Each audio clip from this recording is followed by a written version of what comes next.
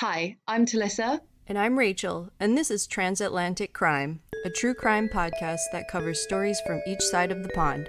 Every week, we will both cover a separate story with a running theme. Disclaimer, this podcast will contain swearing and details that some people may find offensive. If you are of a sensitive disposition, listener discretion is advised. Welcome to Transatlantic Crime. Crime. So close.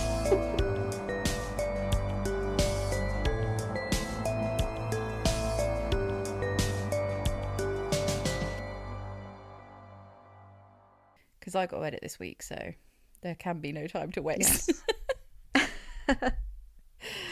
Yeah. So.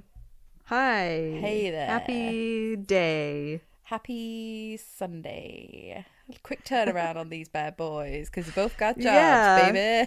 baby. We both have jobs. We both have lives. Gotta How earn are that you, dollar. Talicza? Yeah, like I'm at a temp job, and the other day, like there was a meeting, and it was really awkward. But I haven't been there, so I don't know what the awkwardness was like even for.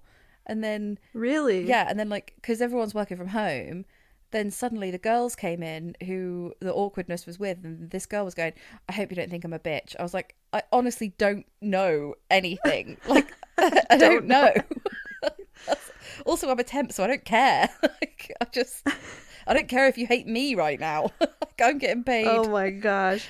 I'm getting paid not to care. Like I'm not going to see you. What do you think it was? I think it was like they were annoyed that we came in and then we didn't the boss people didn't tell them that they were getting help, basically.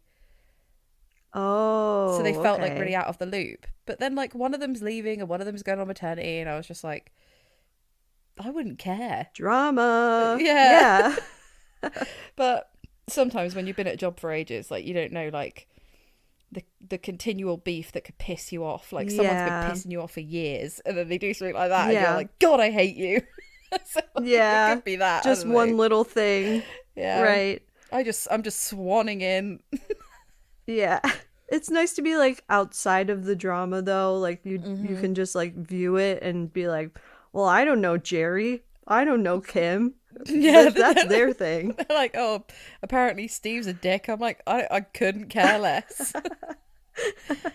Couldn't care less if Steve's a dick. Not going to see Steve again. So, yeah, it's good. But like, also, like I was saying, my antidepressants have given me no strong feelings for or against anything for quite some time. That definitely helps. Yeah. Of emotions. Like, Yes. have you ever seen that Alan Partridge meme that's like he just shrugs? Like, Yeah. It's the emoji. I use that emoji all the time where it's just like the girl shrugging. Yeah. It's great. It's a great emoji. Yeah. That's me. I am that emoji at the moment. Great. I'm happy for you. I just got new glasses. I was gonna say, like, you got new Yeah. glasses, but then I thought it sounded like a bit of a, like, I don't know, a lame, like, compliment. It actually, I found out that I've been seeing, my glasses have not been helping me for the past like 5 years. Oh, is everything in HD now? Everything, oh my gosh, I stepped out of the glasses place and it was like I was in a 3D movie. It was crazy. It is so good. Yeah, having new glasses. And they're really new. Like, I put mine in my handbag, not in a case and stuff. And then I'm like, why are these all scratched? Yes, I have my case, but who knows how long I'll be using that for. Yeah, it can be fucked. I'm sure I'll be throwing it in my bag. Yeah. It was embarrassing because when I went to get my eyes checked, then the optometrist was like, "Can I see your glasses?" And I was like, "I don't think I have them anymore. I don't know They've where got they are." gum on She was them. like, "That's literally what it was." She was like, "If you have them, it would be really helpful." And I was like, "I think they might be in my bag." I had to dig into the bottom of my bag. They were clearly all scratched up and had little like flecks on them, and Get this hairband off it was embarrassing. Like lipstick smeared on the lens. Hair just stuck hair to it. in the arms. Just like pick them up with like 2 fingers, like ew. Yeah, super scratched up, but I gave them to her and they did help. And yeah, I guess 5 years ago when I went to Costco, which is what everyone does to save money. You go to the supermarket to get your eyes checked. Yeah, Costco has like an optometrist there. Okay. And it's like way cheaper than anywhere else, but apparently they checked my eyes, but they didn't do like the last step of checking. And so they gave me a prescription, and that's what I've been using for the past 5 years. And the optometrist told me that they didn't do the last step. So buy cheap, buy twice, Rachel. yeah, exactly. Warning anyone who uses Costco to get their eyes checked that ask for that last step. I mean, who is the real villain here? I think it's the American healthcare system, Rachel. Oh, truly. Yeah. Yes. I mean, that's a given. Yeah. Although I think in England, the NHS doesn't cover like eye checks unless it's like it'll stop you driving a car. You're so blind. Like, yeah. Yeah. Like it's actual like health. Yeah. A health hazard if you don't get your eyes checked. Yeah. I think for kids and old people and pregnant women, that's free or really reduced. Okay. And then, if you... Yeah. And you can get like NHS glasses that are like really cheap. They're like, yeah. Probably Costco glasses. Yeah, that's our Costco. Our NHS is Costco. Yeah. Especially now, the Tory government, don't get me started. Oh, man. Yeah. Okay. Well, that's that. Tories. That's that. Covered that. Glasses. Can I slip in the Sopranos? Healthcare. Yeah. Have you watched? Sure, why not? Have you watched or read or listened to any podcasts recently that you want to give a little shout out to? I feel like I have been listening to podcasts. I feel like, well, Dateline is always my go-to when I need like a good 40-minute true crime. But isn't that story just the TV show audio ripped? Yes. Yes. But I don't like it because they don't make any concessions. They're like, and on this street, and you're like, I know there's a picture of a street, but I can't see it. You can picture it in your mind. You can look. It can look like however you want it to. Yeah. I mean, it's fair enough. It's kind of like when you like watch a TV program, but you're just texting, or like on Instagram. You're not like looking at the screen. Exactly. Like I don't have to look at the screen. I can like do the dishes while I'm listening to Dateline. That's completely fair. I was listening to a really good podcast called Operator, and it's about like the sex phone lines in the 90s. Ooh. It's by Wondery, and they're like a really good podcast network. Yes. If you're listening, and they've got like Generation Y and Dr. Death and Bad Blood and like loads of like good true crime ones. And that one that I told you about, the Dying for Sex. Yes, that's was so really good. So funny. Yeah. And this Operator one is basically about like it's so clever, like because it was the 90s and technology wasn't great. They basically like tell you how they managed to do things like age verification and stuff like that. Like, if somebody managed to get through all the credit card stuff, because you have to put in your credit card number before you get to talk to anybody. Like, if they suspected the person wasn't old enough, they would go, "Hey, sweetie, what grade are you in?" And just like they would like mistakenly answer, and then they'd be like, "Okay, I gotta go." Yeah. Or they would say like, "Where were you when like I don't know, Eisenhower got in or whatever?" Like, or like, "Who did you vote for this year?" Or like, you know, just stuff that you would have to do when you were 21. And then if they were like, they just like hung up on them. That's amazing. Yeah, it's I really love good. And like apparently as well, they weren't allowed to say like rude words because there was like laws against like indecency, so they had to say stuff like my peach, or like just come up with stuff like that. And like the stuff they come up with and say is so funny.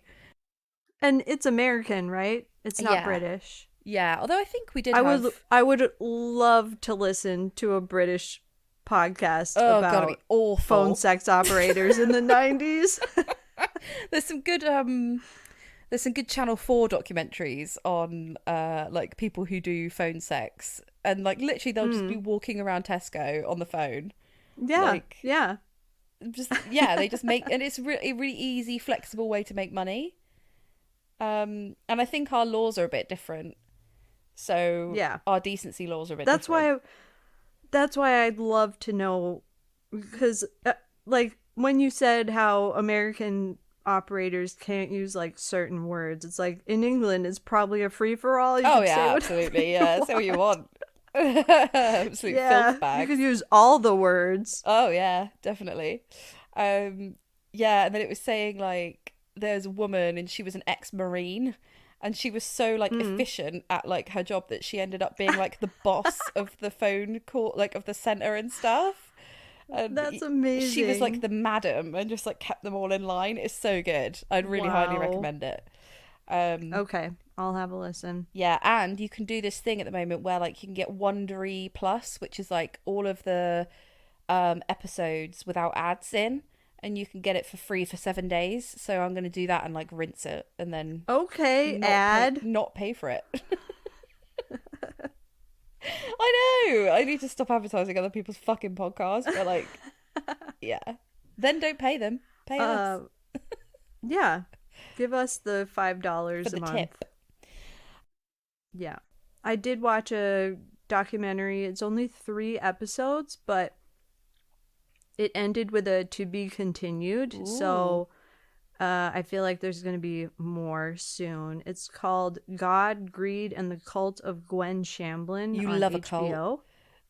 I do. Oh. This one's crazy. This one is... I don't know if you heard it. I didn't know about it. I probably was too young, but you should just look it up, because you should see a picture of this woman, Gwen Shamblin, and her insane hair. She has crazy hair. Yes, please.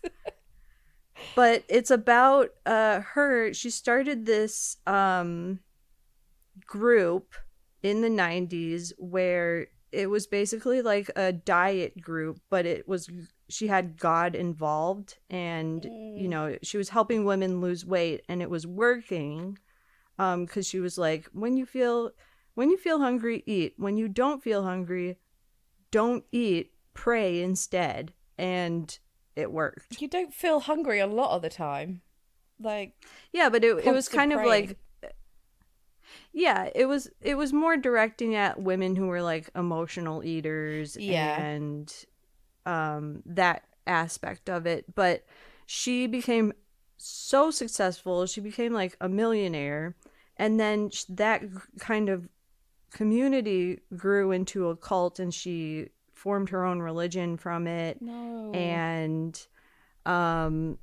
it's a crazy story. You should check it out on HBO. Yeah, so that's all I'm going to say about it, because there's so much more. There's some true crime in there. There's a couple of deaths. Ooh. Fucking around with people's eating will make them die, though. Like, yeah, that's it's not really unrelated. what happened. Yeah, you should just watch it. Okay, because HBO never lets you down. No, exactly. Ever. Exactly. Like, yes. Name a bad HBO show. I'll wait. It can't be done. I agree. It can't be done. Crickets. Yeah. Boys would argue Sex and the City, answer. but you can just shut your filthy mouths, because it was great. I just watched that last night. I don't know why. I started watching Sex and the City, and why not? Like, it's great. Yeah, I mean, it's comfort. It's like comfort food. But you know what's happening. I kind of want to start a podcast. There's probably one that already exists about watching Sex and the City and discussing how toxic the women actually are to men and to each other. Miranda's okay, but the rest are pretty questionable. No. Not even Miranda. No, you know when she marries Steve? Yeah. She treats him like shit. Yeah, she like, does. And she also like lies about being an air hostess as well. I just watched the episode last night where she goes on a honeymoon with Steve and she's complaining the whole time. I'm like, there's nothing wrong with Miranda. It's just the tip of the iceberg. Yeah. Anyways, that's why there's probably already podcasts that exist. I don't know if listeners know, or maybe I'll look for it. We do a and true report crime back, podcast. but... What's your beef with repetition? Like, that's true, but yeah, it's I don't know. I would love to talk more about it, about Okay. Sex in the City, and yeah. No problem. Let's see what we can do. All right. This week's subject. Yes. Do it. What do you got? Okay, I'll do it. I'll say it. Yeah. This week's subject is too many suspects. Yes. How do you feel about that? Good. I actually like wrote a whole story and then I started again like today. I was like, this is shit. I'm not using this. Oh no. Yeah, but I'm really happy with what I've got now, and I'm really happy that I did change. Because the first one, I was like, you know, like when you look up a case and then you can't even find like the day something happened. It just like goes, oh, in June 2000, and you're like, oh, that's not good enough. Yeah, like it really annoyed me, so I started again. But okay, I'm happy. I'd love to know what that was. Can you do like a 2-sentence brief of it? Yeah, it was about a bloke called the Rochdale Ripper. And he raped and murdered like, well, I couldn't even get stuff like that. Like some accounts said that he raped like 2 women and the others said that he raped like 4 or 6, and then I couldn't find any information on the people that weren't murdered, and I was like, what? Like it was just really patchy, and it's annoying because it's creepy case, like the stuff that he did to people. Like he like said, don't look at me, and then the woman that is creepy, like the woman that he killed, he like cut her eyes. So it's like he's fucking weird. So I wanted to cover that, but there just wasn't enough info, so I was like, I mean, I know we're a little bit fly by the seat of your pants, but that was getting silly.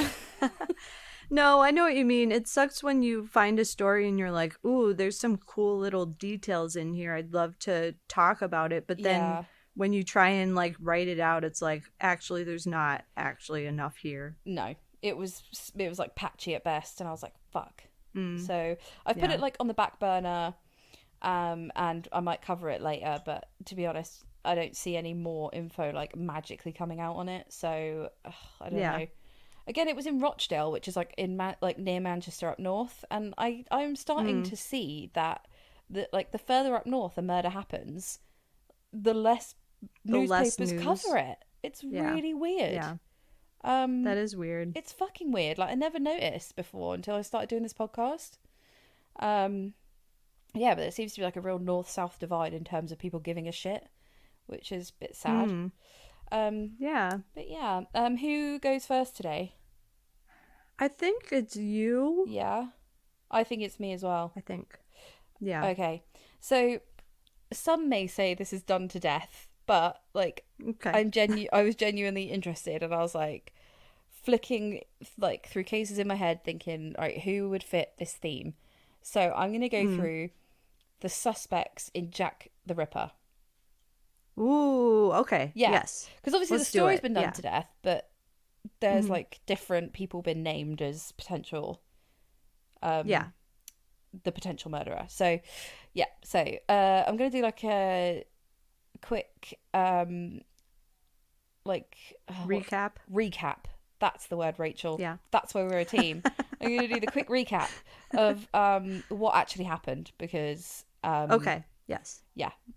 There's like a bit in Peep Show where Dobby says something about like Mark's on a Ripper walk with Dobby, and she says something about 1888, and he goes, He goes, I'm so impressed she knew that. So few women are Ripper literate.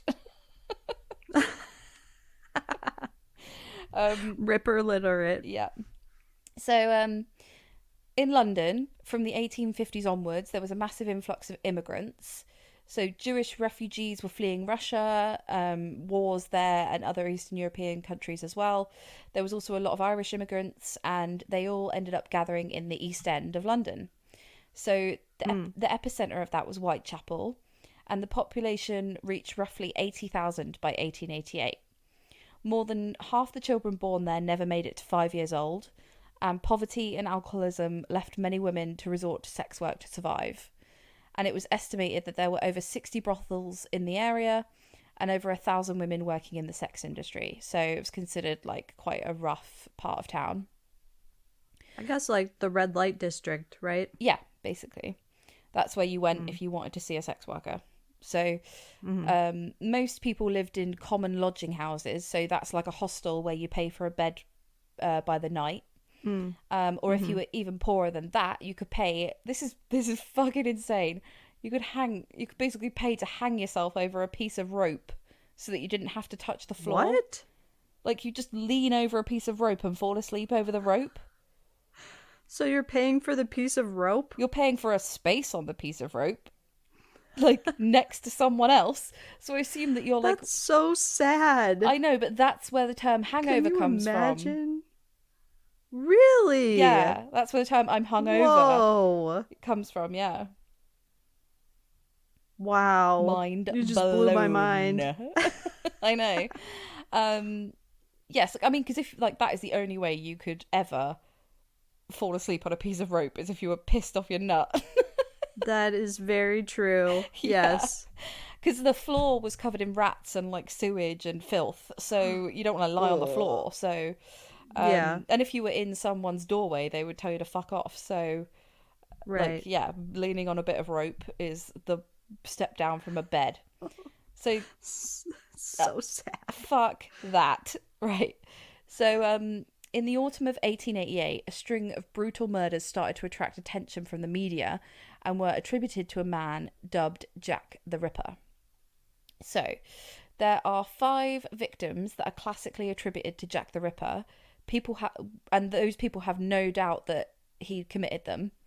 But there were actually 11 murders that occurred between the 3rd of April 1888 and the 13th of February 1891, and they were collectively known as the Whitechapel Murders.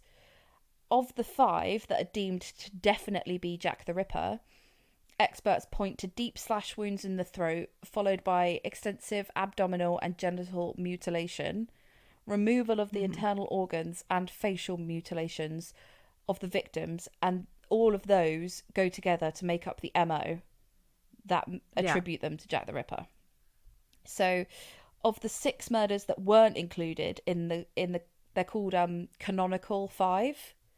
So, I don't know if you ever heard of the term like a canon or canonical, but it's yeah, for like people that haven't heard it, it's basically derived from when a saint is canonized, they are like given sainthood.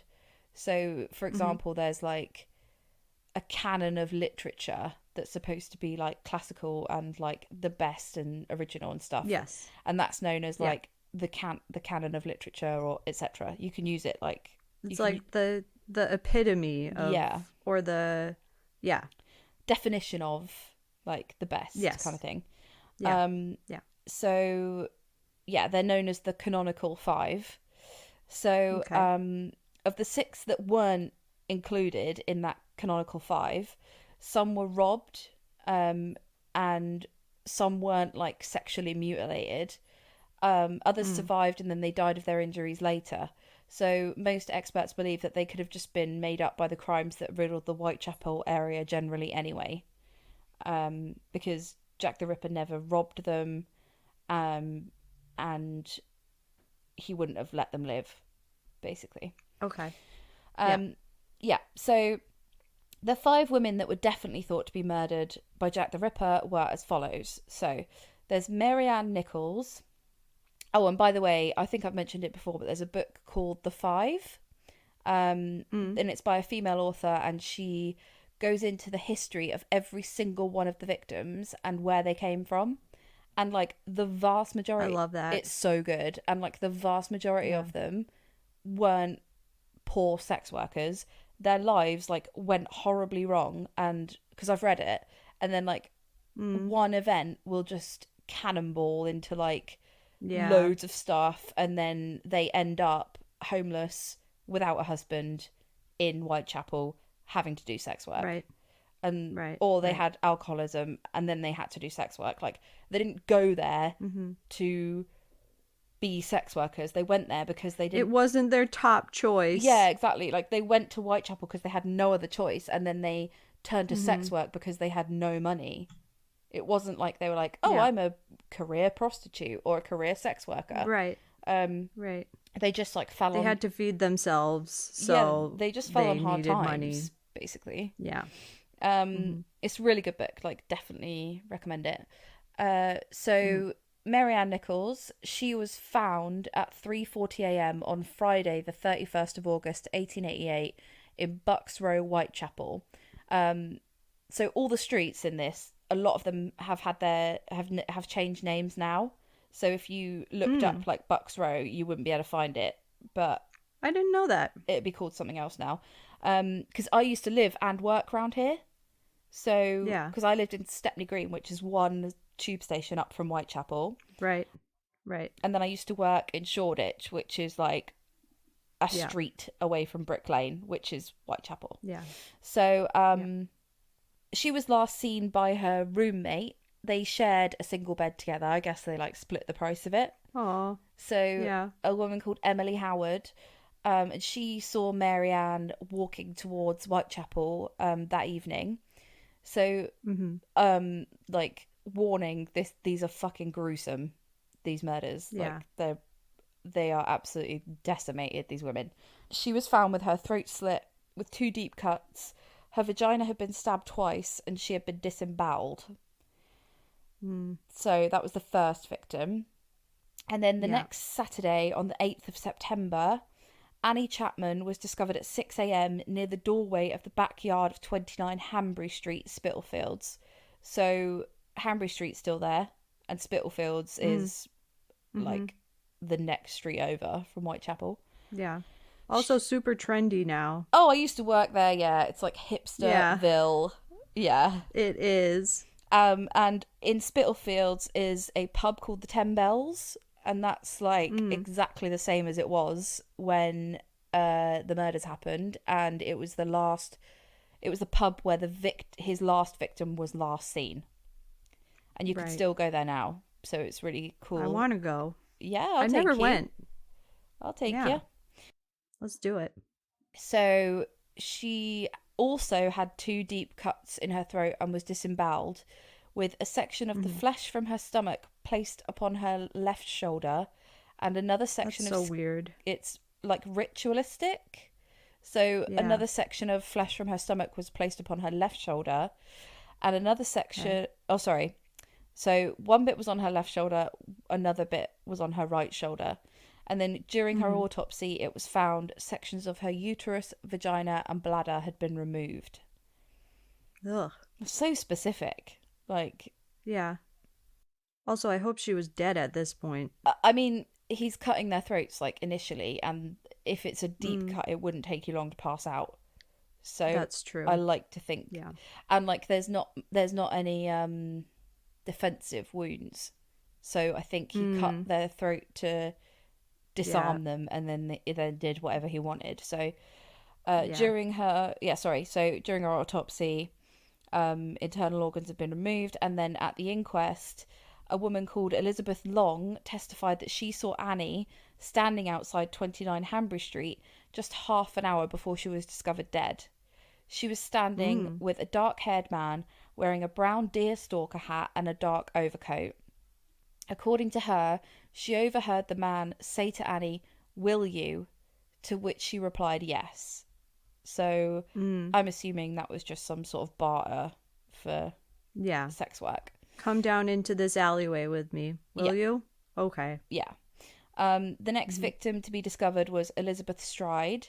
Approximately 3 weeks later, on Sunday the 30th of September at 1 a.m. in Dutfield's yard, she had an incision in her neck that was 6 inches long, which cut her artery and trachea.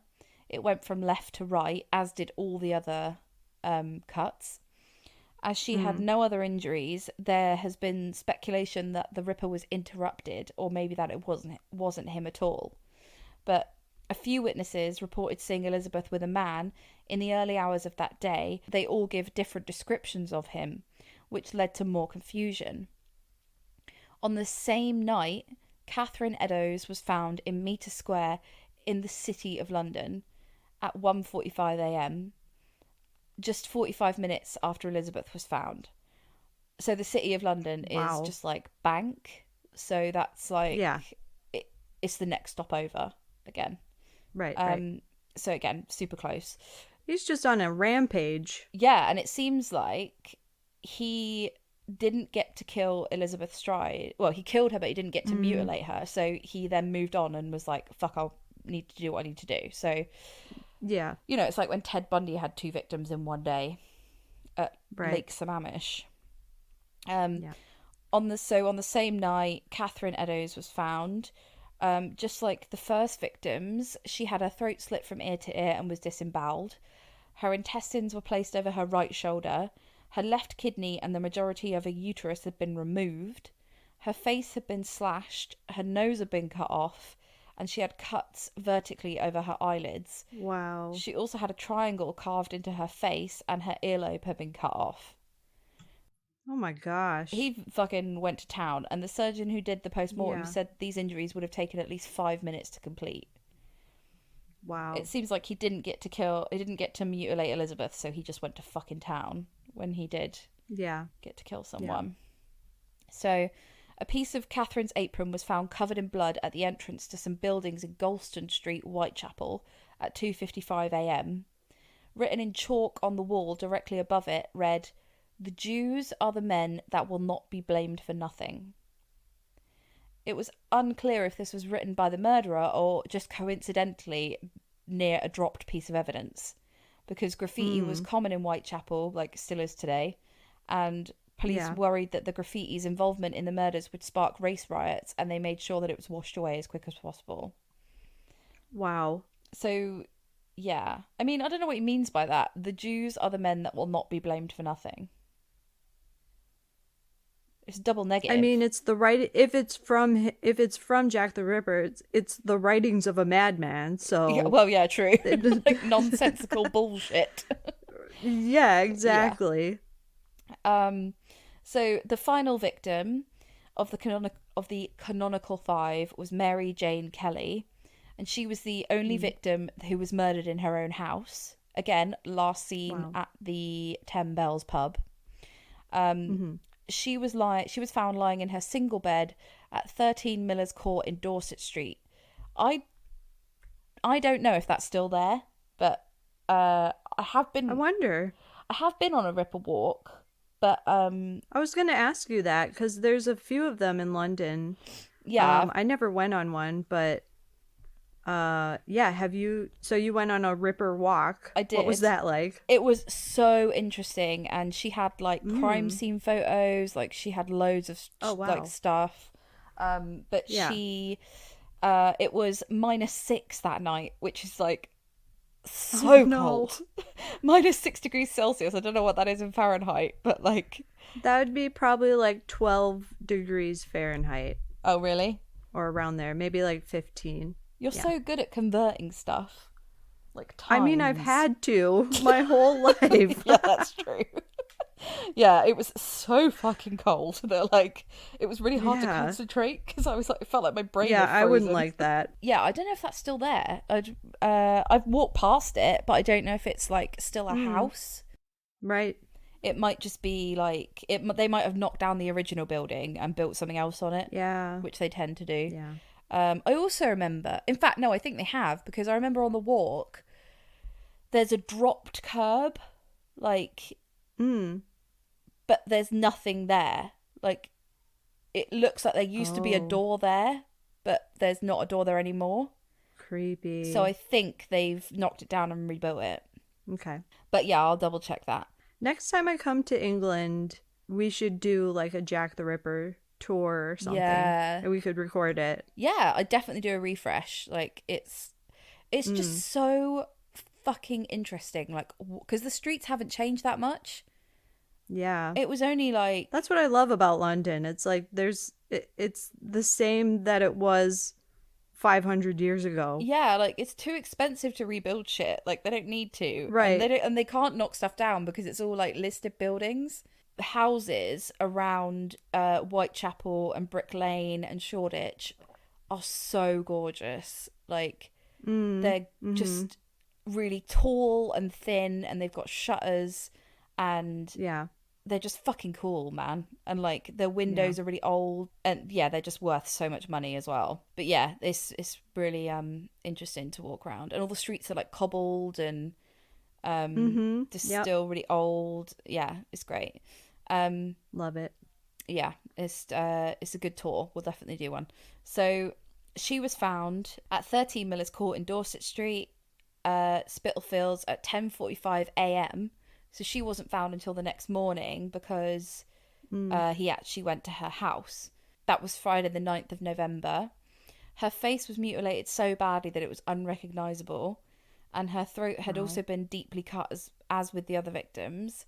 She was disemboweled, and her organs were just scattered strategically around her. Like, some were under her head, some were like draped over her arm. Like, it just grim. Her heart was completely missing, so he'd just taken that. Really?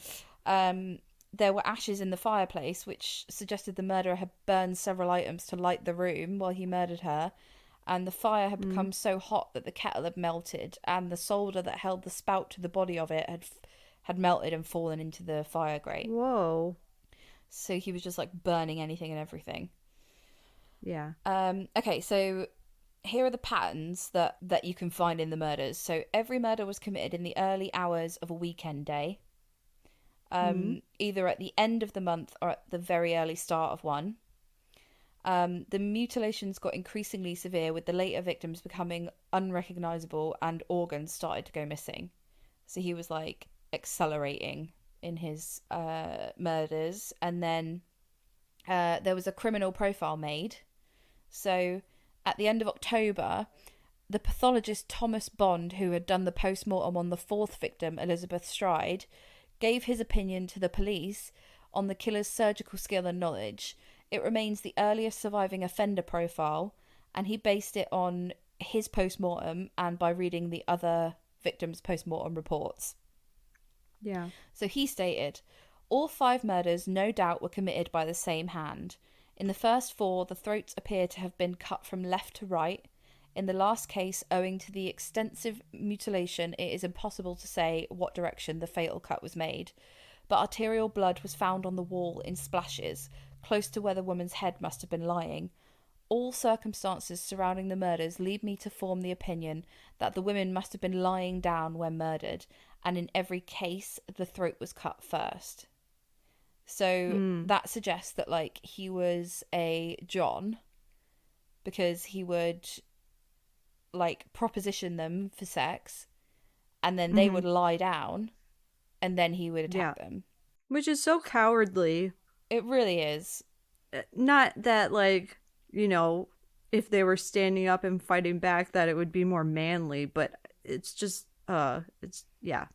Yeah, super vulnerable. Like, you're literally lying on top of someone. Right. So what chance do they have? Mm-hmm. So yeah, it's commonly stated that Jack the Ripper was believed to have been a butcher or a surgeon himself, but the pathologist Thomas Bond disagreed with this. He said the killer must have just been a loner and subject to periodical attacks of homicidal and erotic mania.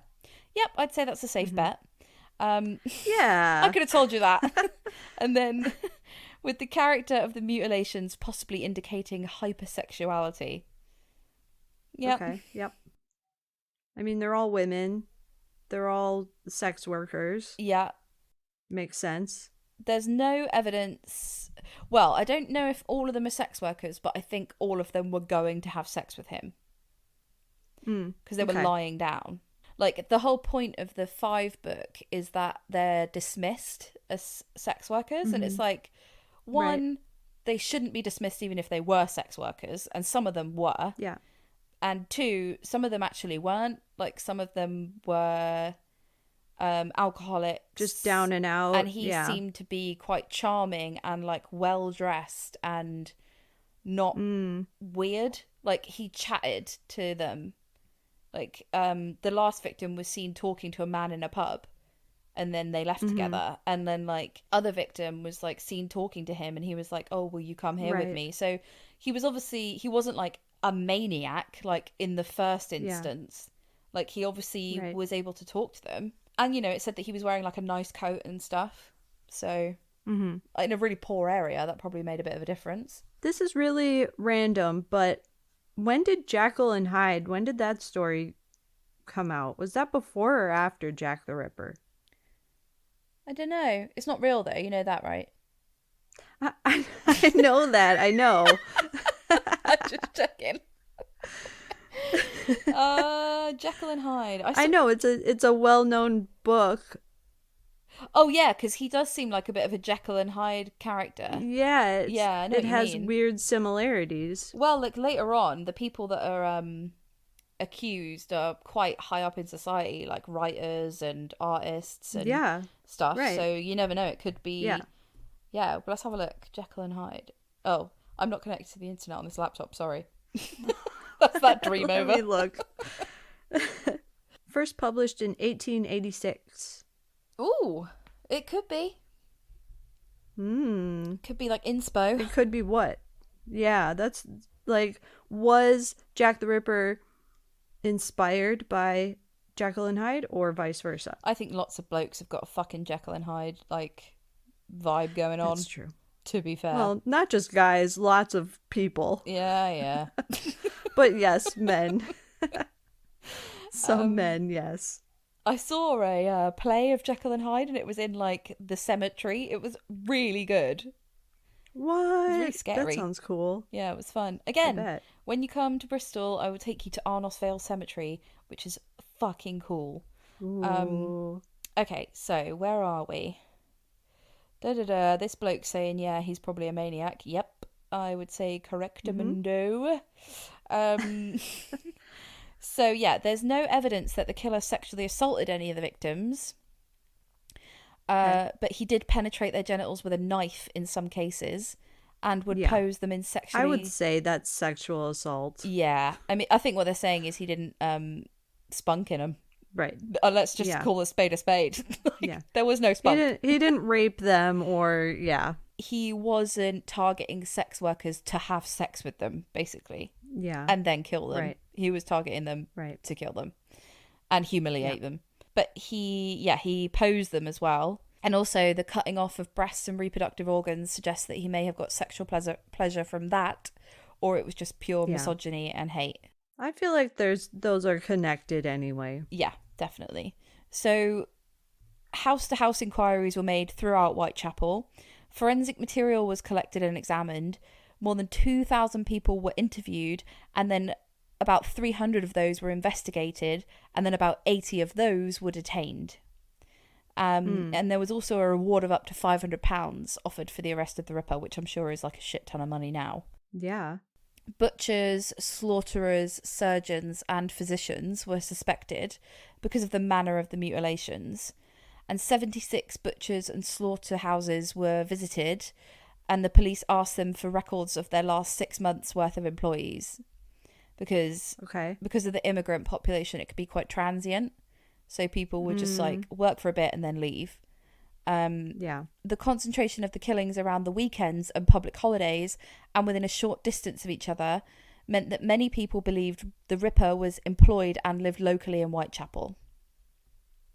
So that's fair. So now I'm going to get onto the suspects. So there are tons of theories because obviously he's never been caught. So there's tons of theories about who it could have been. So my stepdad has this theory. Loads of people have this theory, but he's like a massive believer in this theory, that it was a member of the British royal family that had been visiting sex workers, and one of them had threatened to blackmail him. And so he got, apparently Queen Victoria got somebody to go out and kill them, and he kept getting the wrong ones. What? I feel like if someone hires you to kill someone, though, you're not going to put that much work in of like mutilating and all that kind of stuff. Yeah, he seemed to be fucking enjoying it more than a hitman should. Yeah. Yes. I'll totally give you that. There was also a theory that it was Masonic, like it was a Masonic killing. Okay. Because of the intestines over the left or right shoulder. Like, apparently that's a Masonic ritual way of killing someone. Which lends to someone higher up. Like rich and powerful. Rich and powerful, yeah. Yeah. Everyone alive at the time is now long dead. And of course. Obviously. And modern authors are free to accuse anyone without any need for supporting historical evidence. So here we go. Man, this is like the Black Dahlia that I talked about a couple of weeks ago, where it was crazy. Like people who weren't even born were like admitting to have done it. Yeah, like, and also the paper's got hundreds of confession letters, and I bet none of them, like, they were just nonsense, basically. Yeah. There was I was going to do a section on like the letters that the police received and stuff, but again, A, could be from a madman, and B, like, there's suspects to get through and we don't have enough time. There's plenty out there on Jack the Ripper if you want to have a look. Like, there's pictures of the letters and stuff that are still surviving. Yeah. So you can see them. Any gems? Any like crazy things that you can remember? Yeah, there's a letter, and it's signed From Hell. And that's the film with Johnny Depp in, called From Hell. Oh yeah. Yeah, that's why it's called From Hell. True. Which is a pretty good film, to be fair. Yeah, and also one of the letters, they sent in a bit of like kidney, like with it. Okay. And then in one of the letters, crazy person. Yeah, he also said, "I'm going to cut off her ear," and then one of the victims had her ear cut. So there was like a theory saying like he was just going mental, cutting their faces up, so it could have been an accident. But then someone else was like, bit coincidental to be an accident. So whatever you want to believe. I think there's about 3 letters that are considered to be the most like likely credible? To be real. Yeah, credible. Yeah. Okay. And they are the From Hell letter, another letter that contained a bit of body part, and another one which I can't remember. But yeah, if you want to look them up, it's super interesting, and you can still see them, like, they're saved. And they've been, like, forensically tested as well for, like, DNA and stuff. Wow. So this is where some of these suspects come in. So there's a guy called Montague John Druitt. So he was an Oxford-educated man from a fairly good family, although some believe that he was sexually insane. Like, the Victorians, like, love to say that, like, if you masturbate, you'll get a hairy hand and go mad. So, like, sexually insane is quite a, like, interpretable term. Montague is sexually insane. What, you mean he had a wank? Ooh. Like, yeah. Somebody walked in on him. Yeah, tagging one out. He was born in Wimborne Minster in Dorset, and during his lifetime he once worked as an assistant schoolmaster in Blackheath in London. And the reason people think that it's him is because the murders ended after he committed suicide. Okay. So he's a bit mental, all right, hangs around that area, well-spoken, and then on November the 9th, 1888, 7 weeks after the murder of Mary Jane Kelly, his body was found floating in the Thames. Investigators believe that the cause of death was suicide and that he had been at the bottom of the river for at least several weeks. He lived a few miles away from Whitechapel on the other side of the Thames, and he was also seen in the Whitechapel area around the time. So, I mean, the murders, like, escalated really quickly. And they were really, like, it was like almost like a spree, and then it ended suddenly. So I kind of get there could Could be. And also there's like people thought that it might be H.H. Holmes, like he'd gone to America. Like he'd just pissed off or killed himself or gone to prison because they were so mad and then they stopped so suddenly. Yeah. And it's not like they continued anywhere else in the country or anything like that. And it's like such a specific MO as well. It's not like it could have been mistaken for anybody else. Yeah. So the next person is Karl Feigenbaum. So he was a 54-year-old German merchant sailor, and he was known to be a psychopath who confessed to mutilating women, and even his own lawyer believed that he was Jack the Ripper. Wow. So he went by many aliases during his lifetime and was known to be working as a merchant on ships that had been docked near Whitechapel. And records prove that he was working in Whitechapel on every single date of the 5 murders. Okay. He and his co-workers were often seen at nearby brothels as well. And then he emigrated to America sometime around 1890. And in America, he was convicted of murdering a woman called Juliana Hoffman. And he was sent to the electric chair for the crime. Experts also stated that there were striking similarities between the Ripper murders and the killing of Juliana Hoffman. So he seems like a good one. He seems like pretty likely. So I'd never heard of the 2 others before, but I had heard of this guy. Aaron Kosminski. He gets thrown around quite a lot. So several police officers believe that he was a Polish barber called Aaron Kosminski was behind the Ripper murders, and the fact that his mitochondrial DNA was found on Catherine Eddowes' shawl certainly helps this theory. But like again, oh yeah, wasn't that recent, the shawl thing? But we have said this before, and I'll say it again. That shawl must have been covered in everyone's spunk, like from around there.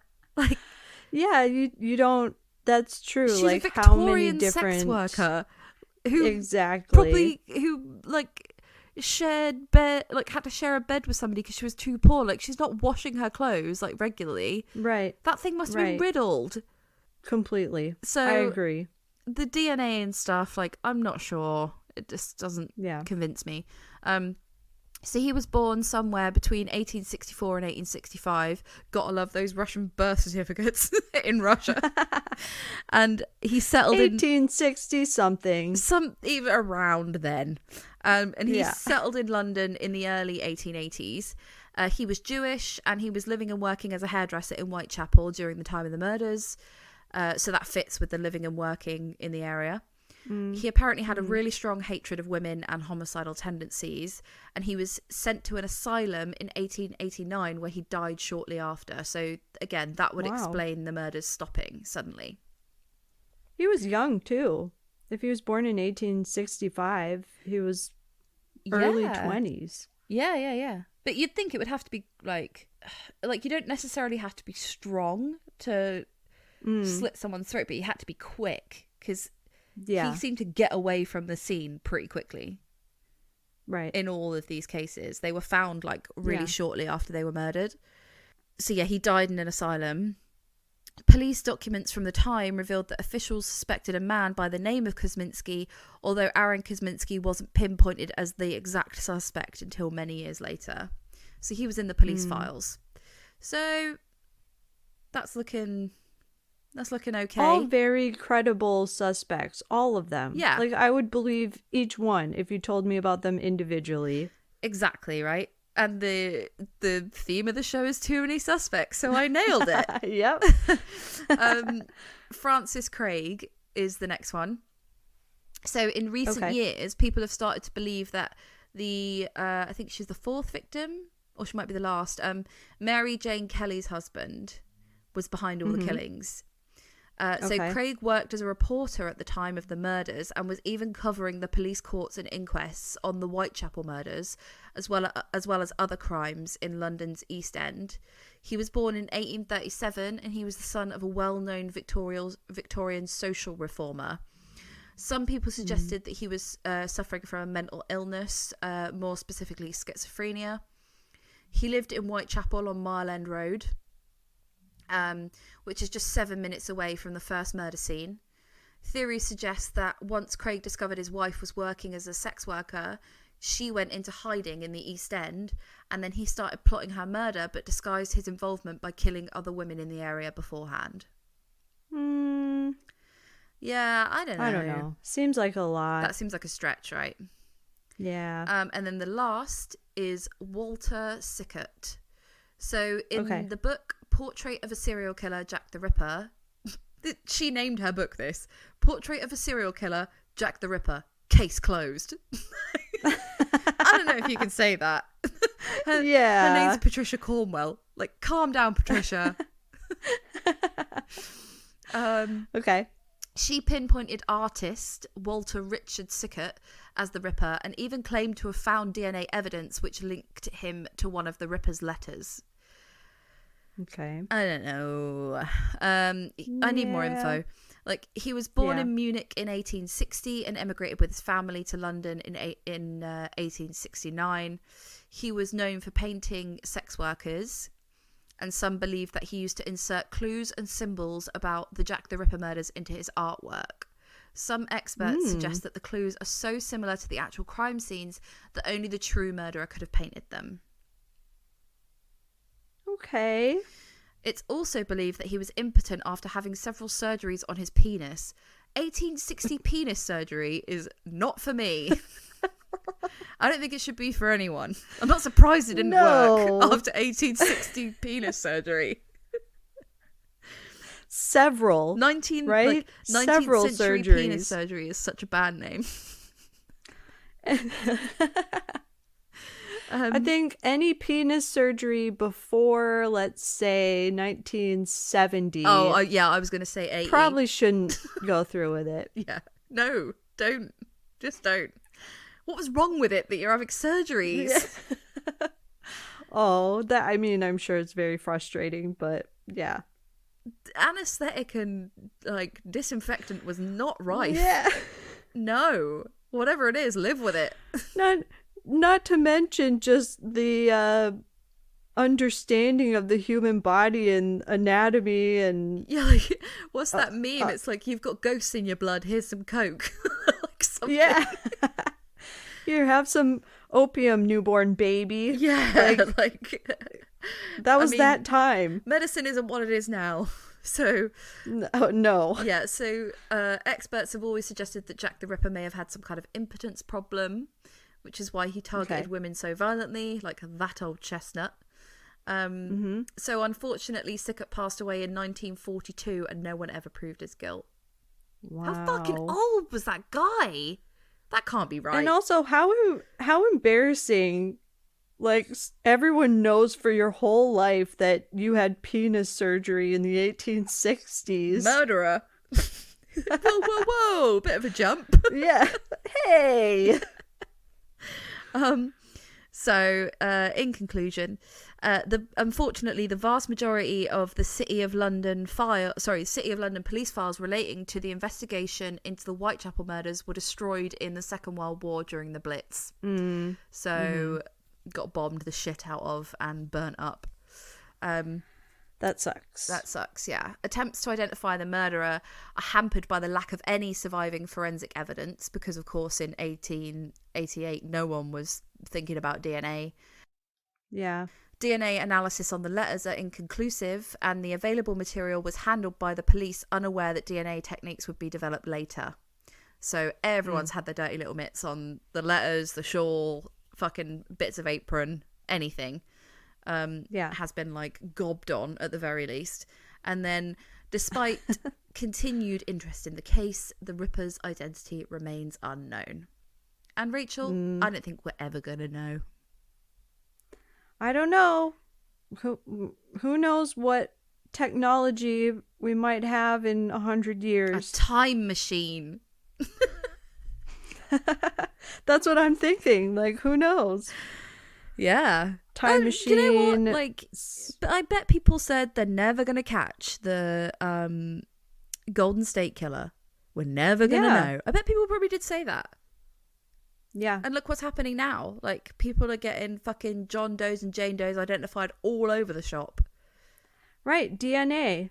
What is it called? Advancements. Ancestry DNA. It could be. Yeah. That's been a huge change in the past, 10 years. So, never know if something could advance even more there. It would be super fucking interesting to know. They've got some pretty good suspects, Yeah. to hone in on. All credible. Like, the Polish butcher seems really credible, as does the guy that killed himself, as does the guy, who was the other guy? Who Carl immigrated to America. Yeah, the one that emigrated to America, then killed someone, and his MO was really similar. Mm-hmm. I might look into that. Carl Feigenbaum, he's called. Okay. And he was a sailor. Yeah, maybe we could talk about it. Yeah, good one. So yeah, I know Jack the Ripper has been done to death, but sometimes it's nice to revisit a classic. Yeah, got to. I like that we do that sometimes. We get into the classics sometimes. Yeah. All right, should we get straight into mine? Yeah, unless you've got anything else. You want to comment on? I don't Penis think surgery? so. Well done. Thanks.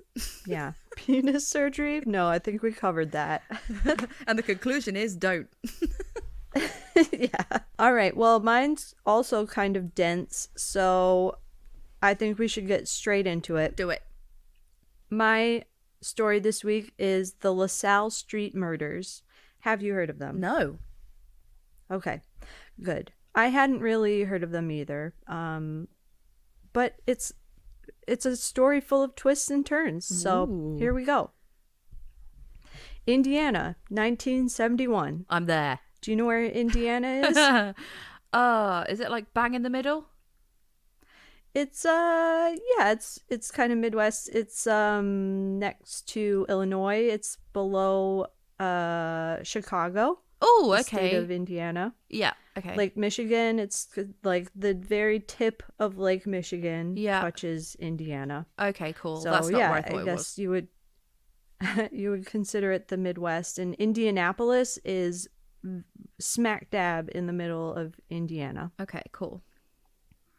Okay, so two men, 34-year-old Robert Gearsey and 30-year-old Robert Hinson, both their names are Robert. Okay.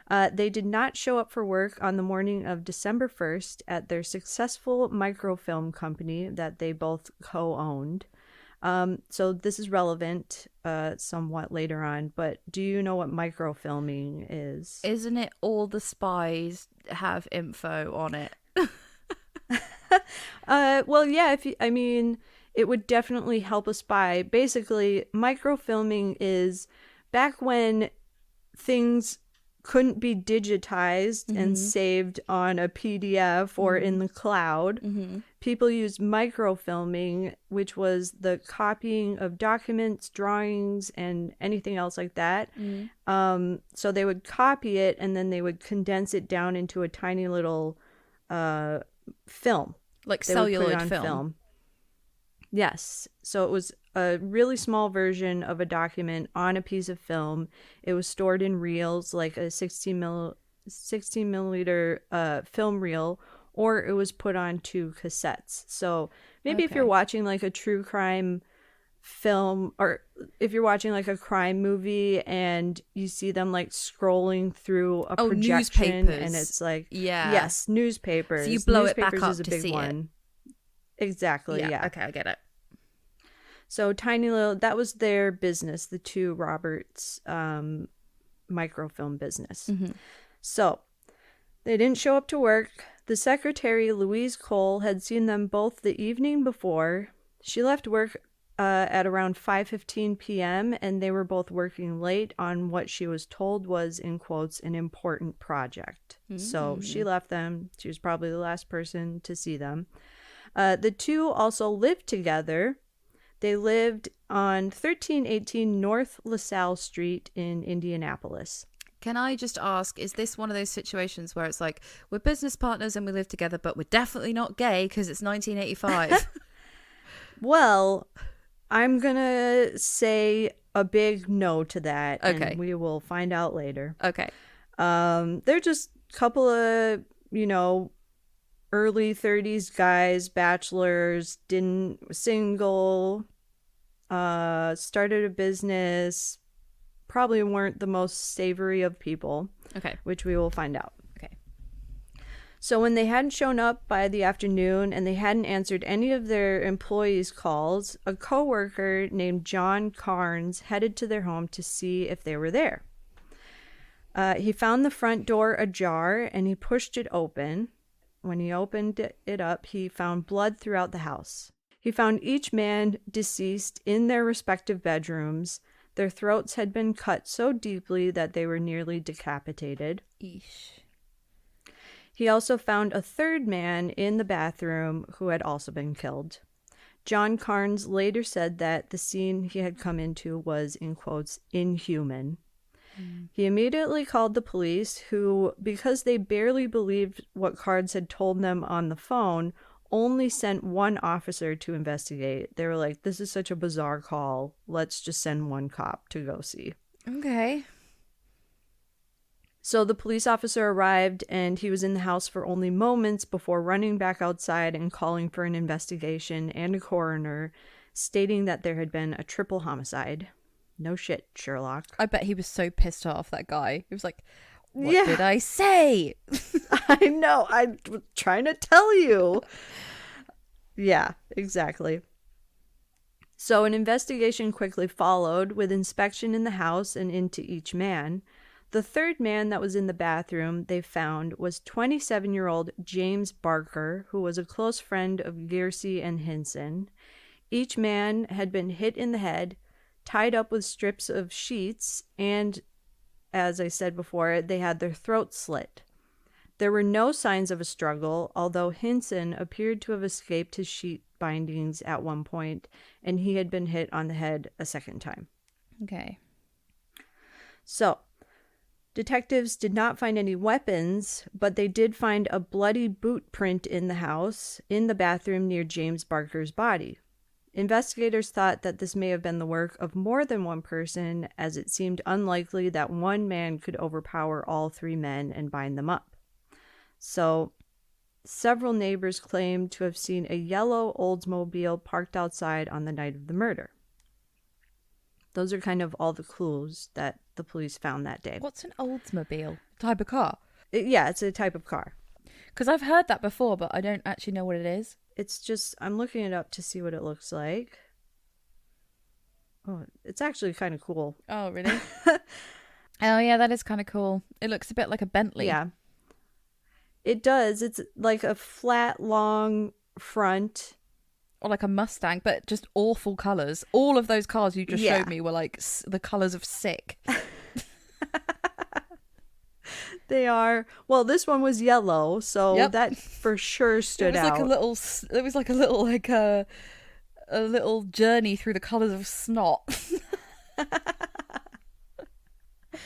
When you have the flu, these are all the different colors that you will see.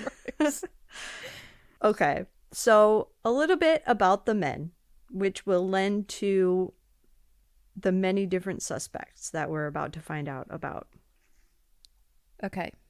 Looking into the backgrounds of the three victims, investigators found that there were quite a few motives for wanting them dead, all from different areas of their lives. So let's go through them. So their new business, their microfilm business, B&B Microfilm Service, was apparently not started on the most honest of terms. Both Gearsey and Hinson worked priorly. Is that a word? Priorly? Yes. Worked prior? No? Prior. Yeah. It doesn't matter. Why did I say that? Did you write it down? I did. I put worked prior, but for some reason they had priorly priorly came worked out. at? I don't know. Yeah. Words are our tool. Anyways, before now, they worked at a place called Record Security in Jasper, Indiana, which was about 2 hours from Indianapolis, where they currently were. In Jasper, Indiana, Record Security was owned by a man named Theodore Ted Euland, and there were allegations that Gearsey and Hinson had stolen equipment, money, and clients from Euland to start their own business. Naughty boys. Yeah.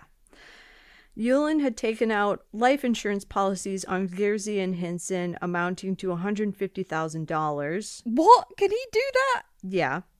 I guess you could in the 70s. You could just take out life insurance policies on anyone. You really could. Yeah. So Yulin also told police that he had called B&B Microfilm the night before the murders, speaking to both men and on 2 separate occasions at around 9 p.m. and 9:30 p.m. So that was one suspect that was kind of obvious. Mm-hmm.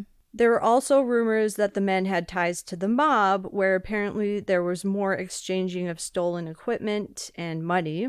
Hinson especially had apparently known too much when it came to a specific mob hit. A month before the triple homicide, the body of John C. Terhost was found floating in Eagle Creek. No leads came up for that murder at the time, and it was assumed that it was a mob hit, but Hinson may have known the victim. Yeah, but their murder doesn't sound very mob-hitty. I feel like the mob would have just fucking shot him in the back of the head and be done with it. That's true. I didn't think about that. It seems like their murder was a bit more like personal and hate-filled.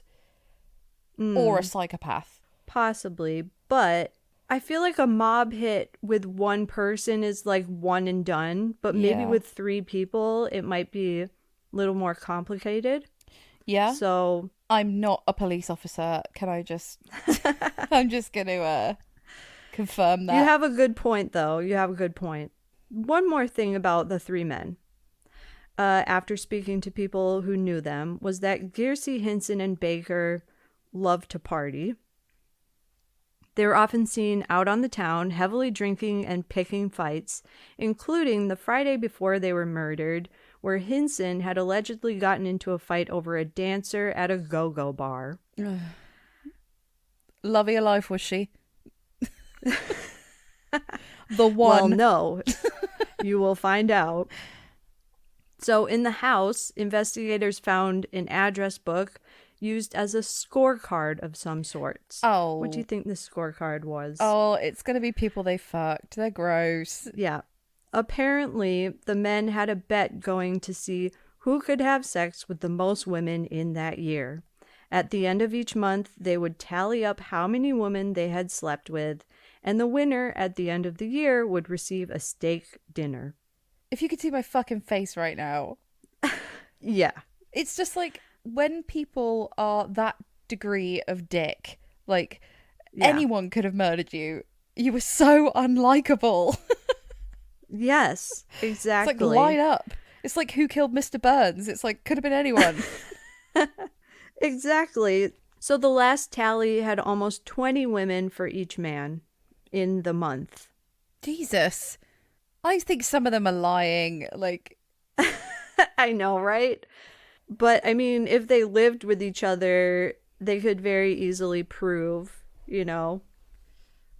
Or they just paid for it.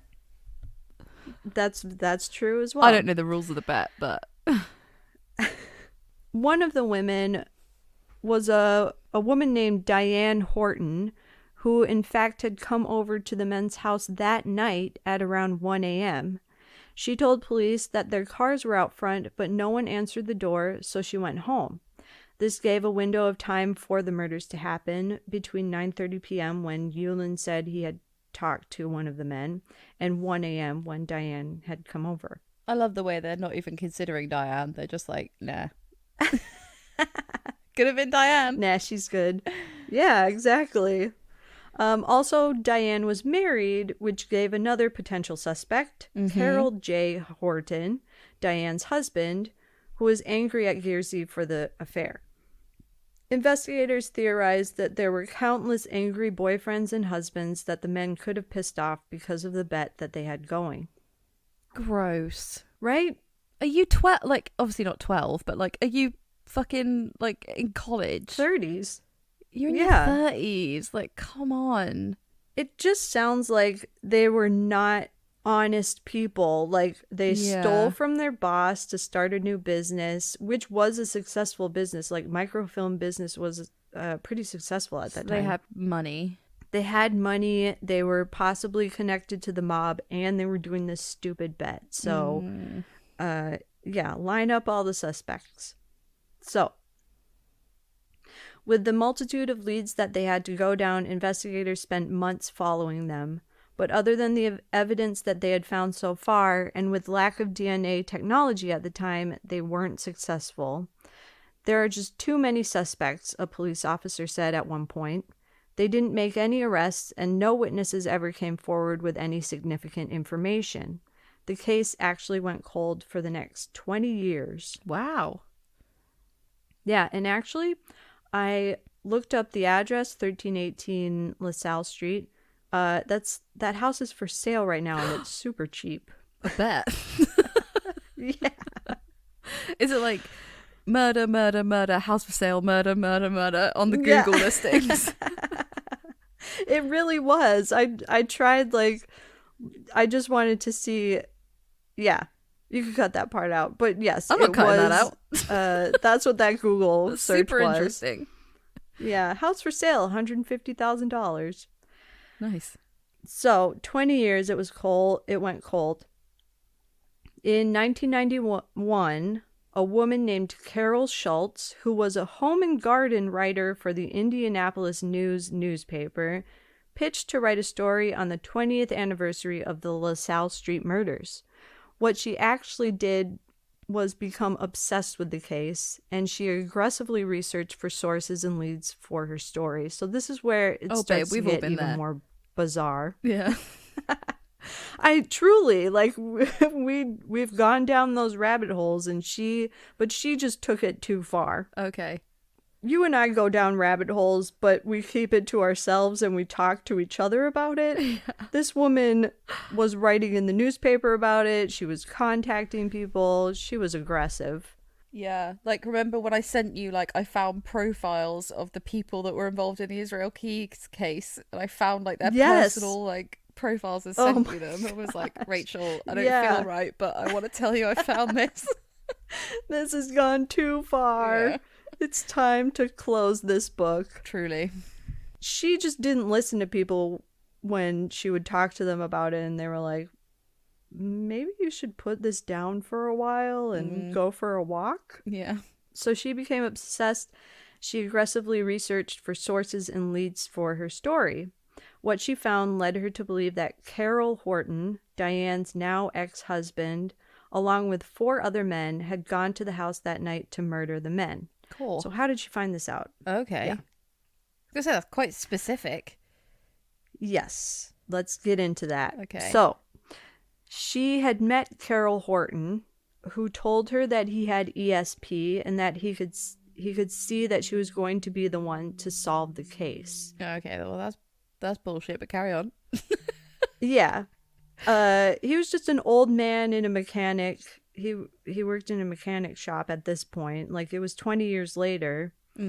And there were a lot of reports because this woman she injected herself into this whole thing, and she got a little bit famous in Indianapolis. But she said that Carol Horton reminded her of her daddy. Oh, so he's called Carol, but he's a guy. Yeah. Okay. Her name is also Carol. Fuck's sake. Lots of double names in this story. Carol Schultz is the writer. Yeah. Carol Horton is the ex-husband of Diane, who was cheating on him with Is it spelled one of the murder the victims. same as the girl's way? No. How's it spelled? Is it like Karroll? No, it's Carroll. So double R, double L's. And then hers is Carol. I've never come across a man called Carol before. Me neither, I don't think. No. Maybe because now, like, if you did, they'd probably change it or have, like, a nickname. Carl. Because it's just, yeah. Yeah. Yeah, exactly. Anyway. So he's working in a mechanic shop. She goes to go talk to him, and he tells her that he has ESP, meaning he can, like, see into the future and the past and all that kind of stuff. Okay. Psychic. And she actually made good friends with him because he was also obsessed with the case. Like you and I, they started talking every day about murder and this specific case. If it wasn't case. the 90s, they would have started a podcast. Truly, probably. So yeah, they were talking every day. She went over, they would like meet up at a cafe and they would just talk about it. And he would talk about its ESP and he would talk about different details that maybe he saw.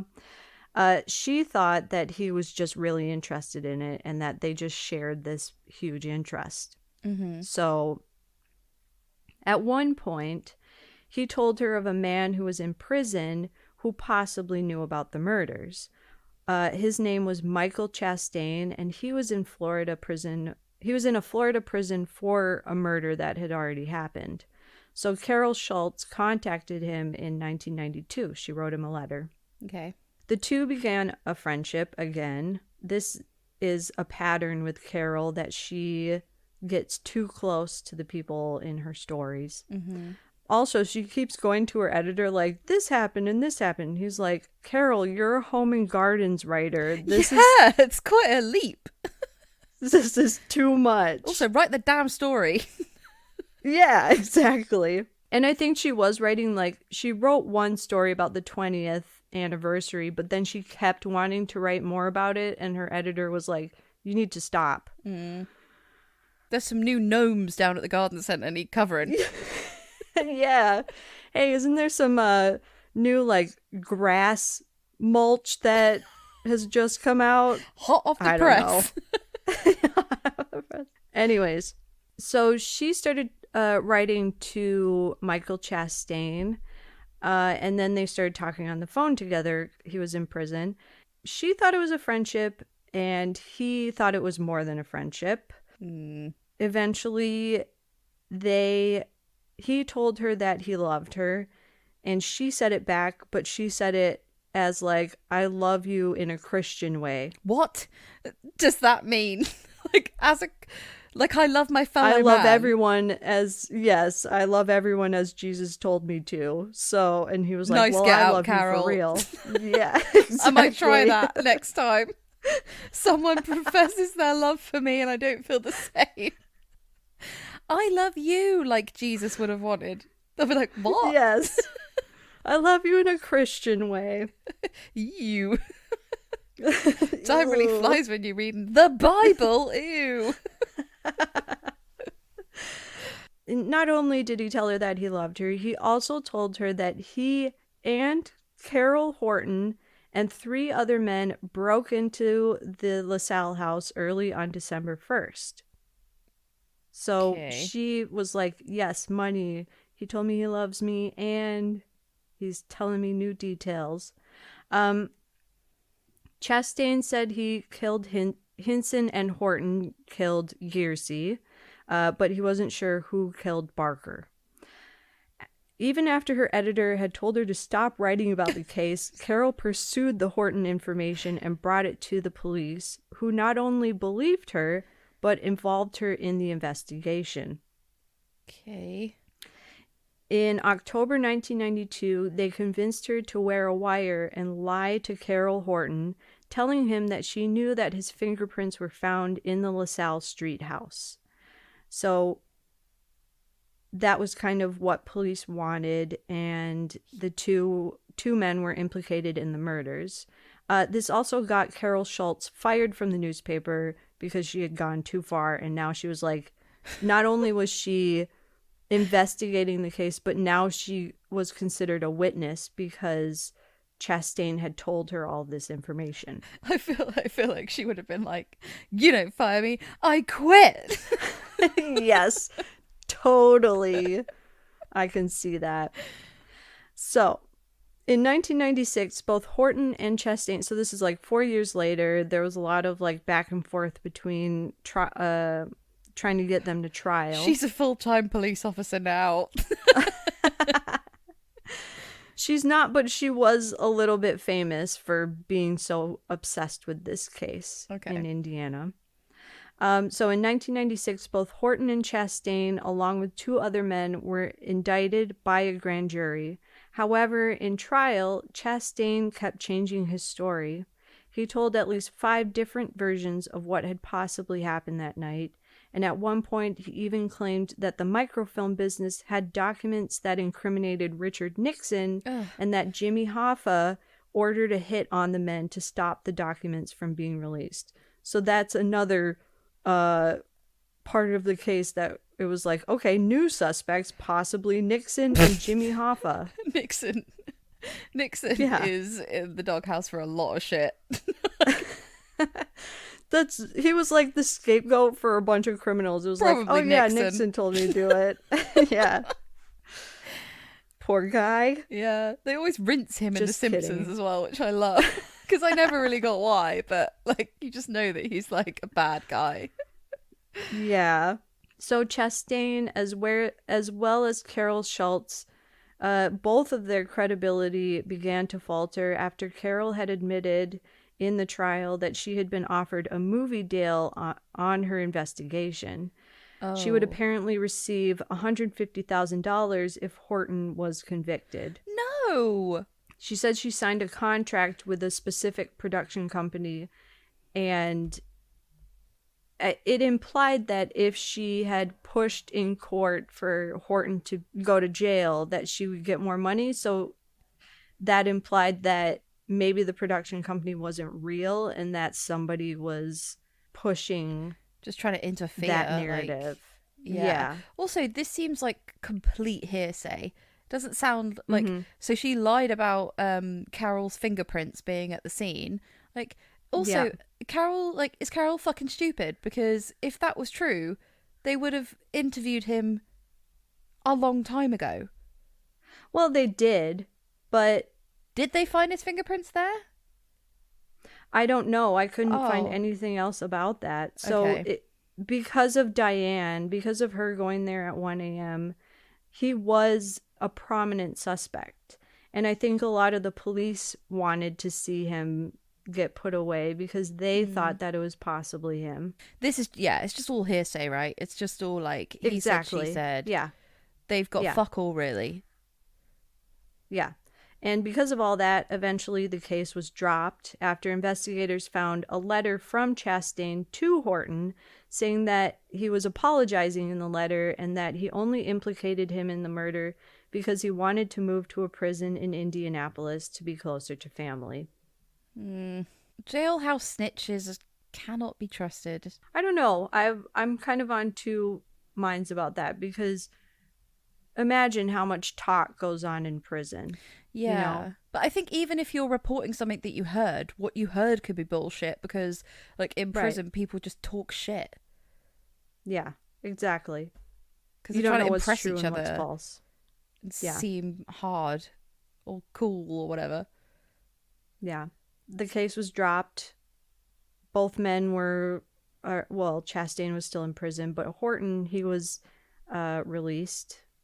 He didn't go to jail. The case still remained cold until 2000, Ooh. when the daughter of a man named Fred Harbison was going through her late father's lockbox and found a sealed letter. Her father, who once worked for Ted Euland, wrote a confession letter claiming that Euland became angry with Hinson and Giersey because they wanted to ruin his business. Euland hired Harbison to kill the men for their life insurance. This is what some of the letter wrote. Okay. These two men I killed in their beds by cutting their throats, and there was another guy who wasn't supposed to be there, but I had to kill him too because he showed up. The letter continued. Ted was supposed to pay me when he got the insurance money, but he kept putting me off because he said that he had lost some money, but he said he would pay me as soon as he could. The paper said that a yellow Oldsmobile was seen at the place where I killed them, but it was really my yellow Plymouth Roadrunner, which I think they might look familiar or similar. I buried my boots because the tracks they found, I knew they could match up on the prints on my boots. So that's what the letter said. Okay. The sealed letter said. Why would a dead pretty man credible, I like would make say. that up? Like, I don't know. I kind of believe him. Yeah. Harbison's wife later confirmed that he told her at the time that he had buried a pair of boots. Okay. So, which I think if you're someone's wife, that would be memorable. You'd be Yeah. like, why'd you bury your boots, you weirdo? I got you those for Christmas. Like, can you not bury any more of your belongings? Do you think I'm made of money? Those were nice boots, Fred. You had them 2 months. Yeah. I'm not made of boots.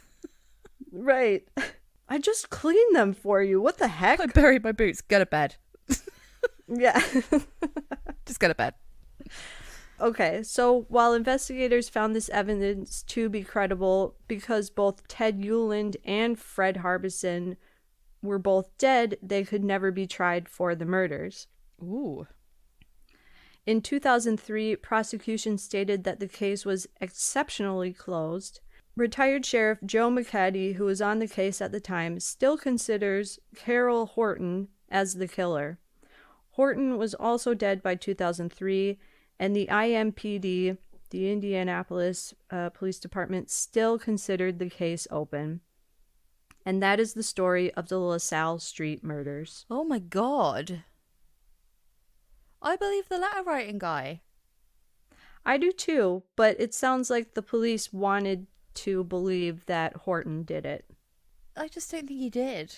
I don't know if he would have got so involved. Like, if you did it, you'd think you'd be like, lay low. Don't talk to somebody about it, because they might find out that you did it. You wouldn't be talking to a journalist. Yeah, exactly. Exactly. Like, he obviously just wanted to know because he didn't like them. Yeah. Yeah. So there's 2 books I'm going to add to our book list. The book that you mentioned about the 5. Yeah. What was it called again? It's just called The 5. Okay. So I'm going to add that to our book list. And then there's also a book on my story called The Slaughter on North LaSalle by Robert Snow. I'm going to add that to the book list as well. So if you're interested in either of those stories, you can check it out. Or maybe the holidays are coming up, buy a Christmas present for your loved one from our book list. Yeah. I've got like 5 like murder books that I finished, and I was like, who wants these books? And like everyone in my family was like, I'm good. Yeah. I'm okay. So yeah. That was an awesome story. And I can't believe the fucking house is for sale. I know, right? Check it out. It's just a normal house, normal Midwest house. Like it looks like a house that I probably could have lived next to in Minnesota. Just nothing special. I'll try and find the listing and put it up. All right, yeah, do it. People need to sell their house. North LaSalle Street. I'm helping them out, if anything. Yeah, why not? Buy this murder house. I'll also put up a picture of the Jack the Ripper letter as well, because it's like awesome. It looks like one of those letters that you write in school that you do with like you stain it with a tea bag and then like burn the edges. Oh. It looks just like that. I love doing that. So did when I was a kid. Like a treasure map. So cool. Yeah, make a treasure map. Yeah. Okay. Well, if you've listened this far, this was a long episode. So thank you for staying with us. Yeah. Thanks for listening. Okay. Yeah. See you soon. See you next week. Bye-bye. Bye. Thanks for listening to Transatlantic Crime this week. If you liked what you heard, please rate, review, and subscribe. And if you'd like to follow us on social media, you can find us on Twitter at TransatCrimePod, Instagram at Transatlantic Crime, and on Facebook with Transatlantic Crime Podcast. Thanks, bye.